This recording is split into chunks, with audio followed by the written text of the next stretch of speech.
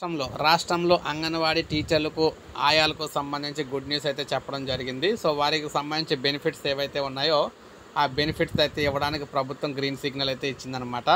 దానికి సంబంధించి పూర్తి వివరాలు అయితే రావడం జరిగింది. రాష్ట్ర వ్యాప్తంగా ఉన్న అంగన్వాడీ టీచర్లు ఆయాలకు సంబంధించి ఇది ఒక గుడ్ న్యూస్ అని చెప్పుకోవచ్చు.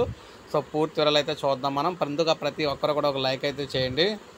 అంగన్వాడీల రిటైర్మెంట్ ప్యాకేజీకి ఓకే, పెండింగ్లో ఉన్న ఫైలుకు ఆమోదం తెలిపిన రాష్ట్ర ఆర్థిక శాఖ.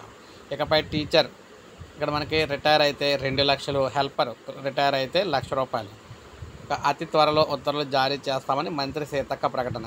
అంగన్వాడీ టీచర్లు, హెల్పర్లకు రాష్ట్ర మహిళాభివృద్ధి శిశు సంక్షేమ శాఖ మంత్రి సీతక్క శుభవార్త చెప్పారు. వారి పదవి విరమణ ప్యాకేజీకి ఆర్థిక శాఖ ఆమోదం అయితే లభించింది. సో అతి త్వరలో ఉత్తర్వులు అయితే జారీ చేస్తామని అంగన్వాడీ టీచర్లు, హెల్పర్లకు గత ప్రభుత్వం రిటైర్మెంట్ ప్యాకేజీ ఖరారు చేసింది. టీచర్లకు 1,00,000, హెల్పర్లకు 50,000 అయితే చొప్పు నిర్ణయించింది. ఈ నిర్ణయంపై అంగన్వాడీ టీచర్లు, హెల్పర్లను తీవ్ర వ్యతిరేకత అయితే వచ్చింది. సమ్మె సమయంలో జరిపిన చర్చల్లో ప్యాకేజీని టీచర్లకు 2 లక్షలు, హెల్పర్లకు ₹1,00,000 చొప్పున అయితే ఇచ్చి